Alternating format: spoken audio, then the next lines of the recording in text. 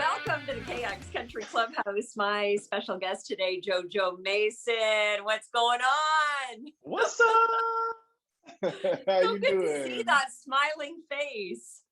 Listen, if it could get any better, I would love to be there with you and give you a big old hug to go with the smile, but we're not there yet. Soon. I hear you. I hear you. We do miss your hugs. But congratulations on your brand new EP, Sky Full of Stars. You must be so excited about this album.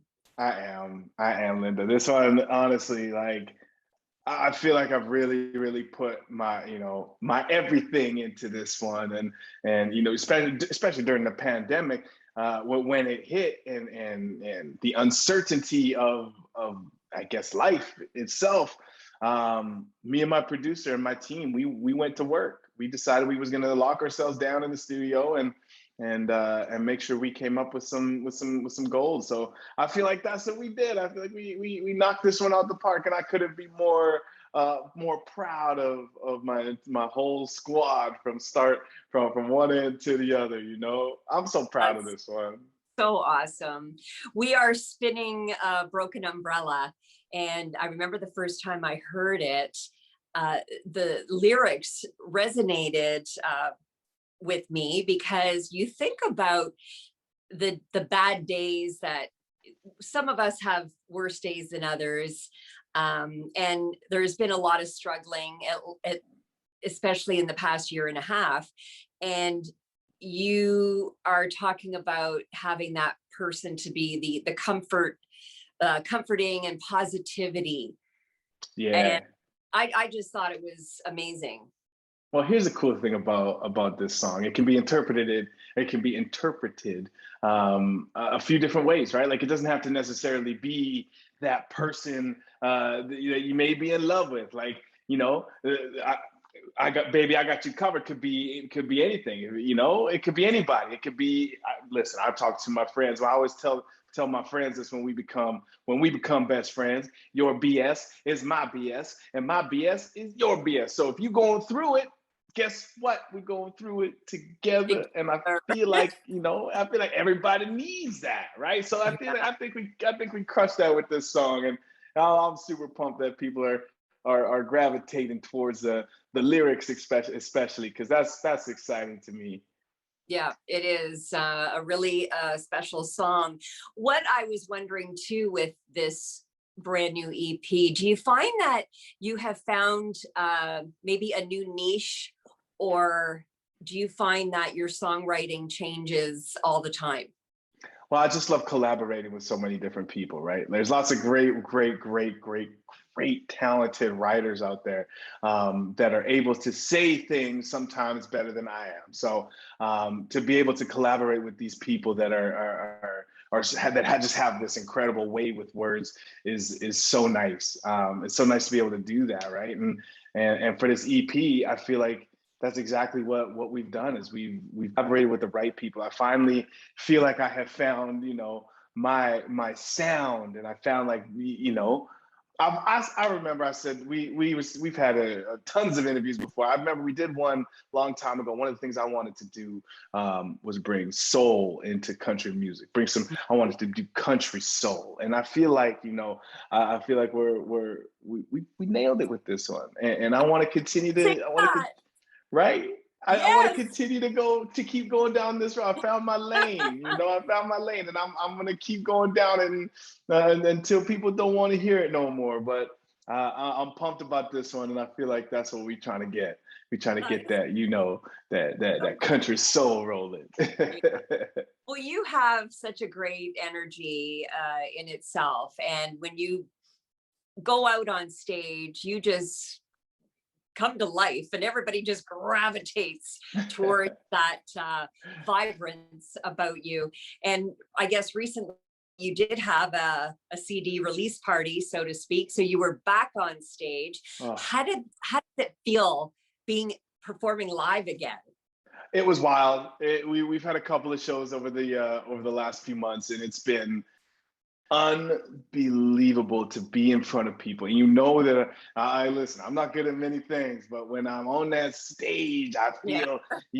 feel, I feel the energy from everybody, and I feel excited, and that's that's what I love to do. It was incredible being able to perform for people. Here's the cool thing about that last show is my very first full band show that I ever played was at the same venue the day we released my very first single. So it all kind of came full circle 6 years later that we're playing at the same venue Yeah. for another release of something that I could not be so dang proud of.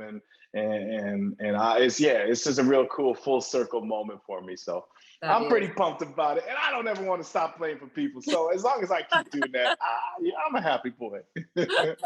Well, then you must be so pumped about being able to play on the CCMA Awards show. You have no That's idea. incredible. You have no idea. I have been, oh my goodness. I have been waiting for this opportunity to come, and finally it's here. I mean, patiently waiting, of course, right?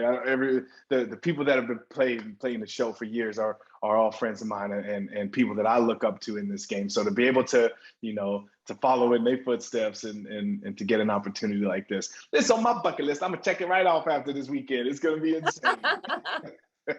Yeah, November the 29th, London, Ontario. We get to see Jojo Mason performing on the CCMA Awards show. And that's going to be a great weekend for you too, because, a lot of your peers, you're going to be able to see each other again and Yeah. just have a really Yeah. good time. Well, we always say that too. Like it's turned into from like everybody goes to connect and network, and to go to the events and to go see the awards. But you know what is, for me anyways, it's really turned into like a family reunion, right? So you get to go see everybody, and that's one of the things I love. And this is country music, especially in Canada, is a big tight family, and so when we've been on this hiatus from everybody and not being able to see everybody, it's been tough. So the fact that we get to go and we get to see everybody again and celebrate with each other on all our successes over the last couple of years, especially during the pandemic, I'm just so pumped. I'm pumped. I'm excited. I'm so happy for you. That's Thank awesome. you. So all the time that you have had at home, other than songwriting and preparing this brand new EP, what does Jojo do when he's got time off? I'm boring. Okay, for the last couple of months, I have been so boring because I got some goals I'm trying to get to. I got some personal goals I'm trying to achieve. I'm trying to get down to a certain goal weight. Weight's always been something that I've struggled with, and staying consistent while trying to lose this weight has been a real struggle for me for quite some time. So for the last month, I think it's close to like 51 days or something, 50 days, I've locked myself down. I go from my house to my gym, back to my house, to the dog park, back to my house, chill with my wife, hang out with my family. I go to my parents for UFC on the weekends and watch with my dad and my brother. And I've been trying to stay as focused with as little distractions as I can. So for the last few months, to answer your question, Linda, I have been so boring. Oh my God. And it's one of those things starting to catch up with me a little bit. Now I'm just like, oh God, I want to go out and I want to go do things. But I know that if I'm about to go out for dinner, I'm not going to get a salad. I'm not going to get a chicken and asparagus. I'm getting a cheeseburger or some ribs or some French fries. And I can't be eating that right now because I got some goals that I'm working towards. But once I get there, then I'm going to go out. Then I'm gonna go out. I'm gonna party again. I'm gonna drink out. I'm gonna do this. You know how I do, girl. It's all mindset, and that's good. I wish you the best on that journey. Well, I'm down 40. I'm down 40 now, so it's working. Good for you, congrats. Thank you. Amazing. Thank you. It's working. So we're also getting close to the holiday season. What happens at the Mason household? Oh my God.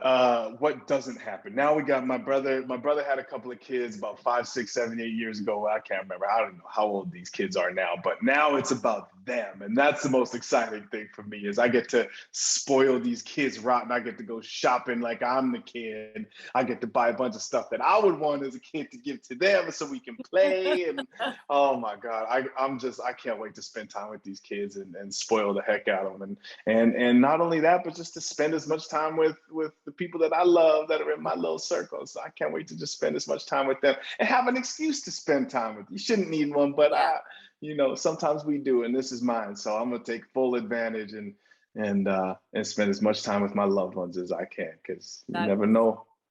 Yeah, that's so awesome. Do you ever get Jojo, can you sing us a Christmas song? I'll tell you, no, I do not.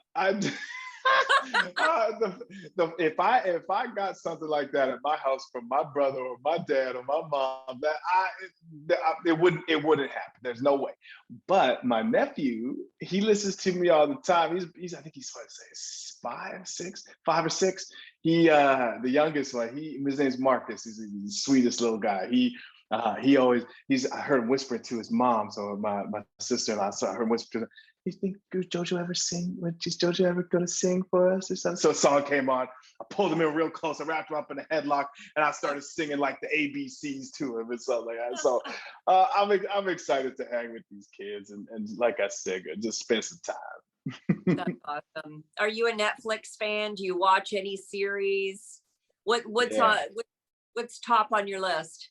Right now, it's okay. So funny you say this. A buddy of mine recommended.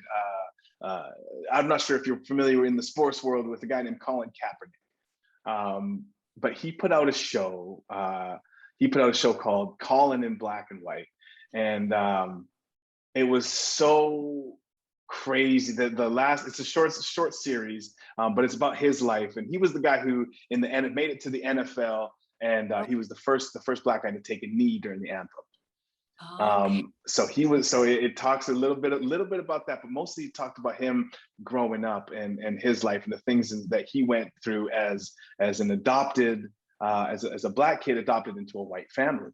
So it wasn't what I was expecting, but a buddy of mine said to me, "You need to watch this," and I watched it, and I could not believe, Linda, I'm telling you, I'm sorry, I'm just going off on this rant right now, but I could not believe the similarities of the things that I went through as a kid growing up, trying to find, my culture and experience my culture and people that look like me and for everything from the struggle with the way that I look, the way that I dress, to the music that I listen to all kinds of things. So it was really, really cool.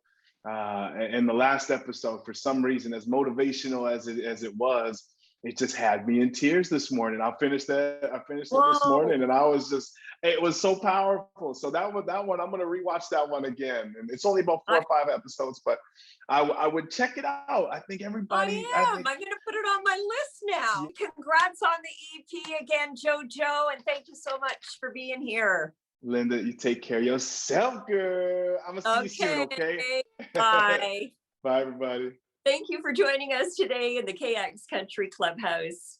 Be sure to visit the video page at kxcountry.fm to check out our other recent artist visits and stay up to date on all the latest interviews by following at KX96 and at KX947 on TikTok, Twitter, and Instagram.